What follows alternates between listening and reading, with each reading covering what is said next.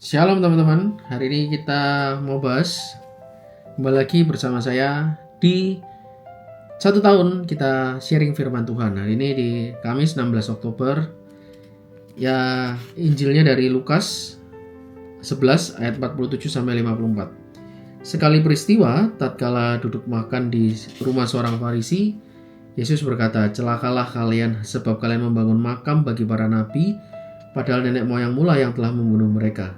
Dengan demikian kalian mengakui bahwa kalian membenarkan perbuatan nenek moyangmu, sebab mereka telah membunuh nabi-nabi itu dan kalian membangun makamnya.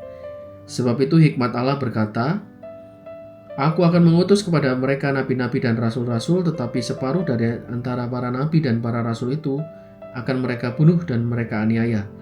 Maka dari angkatan ini akan dituntut darah semua nabi yang telah tertumpah sejak dunia dijadikan, mulai dari darah Habel sampai kepada darah Zakaria yang telah dibunuh di antara mezbah dan rumah Allah.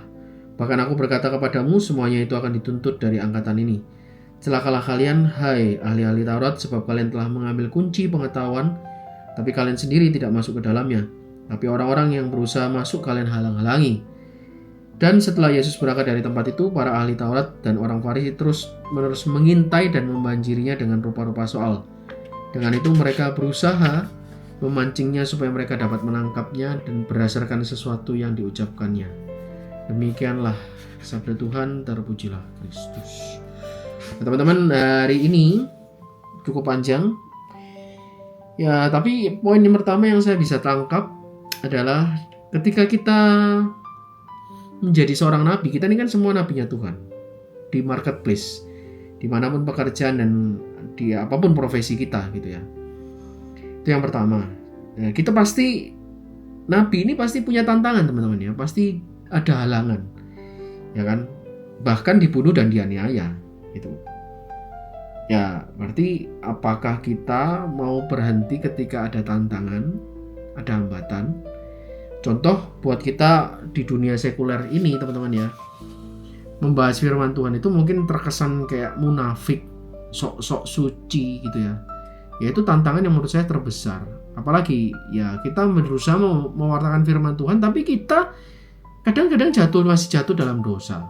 Kita mewartakan firman Tuhan, tapi kita terbayang-bayang dosa kita yang lama. Nah itu adalah tantangan-tantangannya. Itu kita teraniaya secara batin.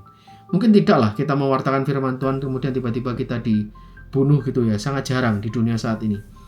Tapi mungkin karakter kita yang dibunuh, hati kita, jiwa kita yang mungkin disiksa atau dihakimi oleh banyak orang gitu. Dan itu tantangan, dan komitmennya dari saya sih, apapun tantangannya ya, saya mau coba berkomitmen untuk sharing firman Tuhan selama setahun ini, bahkan kalau bisa ya almost every day sampai saya dipanggil Tuhan gitu. Itu poin yang pertama. Poin yang kedua,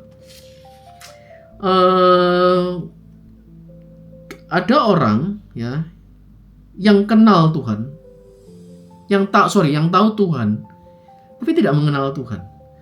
Di sini di ayat 52, celakalah kalian hai ahli-ahli Taurat, sebab kalian telah mengambil kunci pengetahuan, tapi kalian sendiri tidak masuk ke dalamnya. Tapi orang yang berusaha masuk malah dihalang-halangi. Banyak orang zaman-zaman ini tahu Tuhan, maksudnya mengetahui Tuhan. Dari mana? Dari semua, dari AI, dari Google, dari informasi. Cukup banyak yang tahu Tuhan, tapi berapa banyak dari kita yang mengenal Tuhan?